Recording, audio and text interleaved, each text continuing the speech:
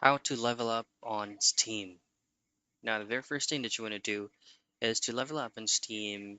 Your primarily goal is to earn XP by crafting, trading, and card badges.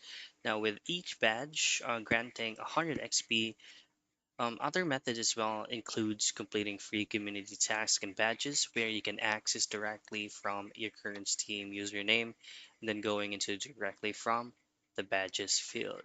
Now they also have a certain amount of a task for you to be able to 100% obtain that kind of badges.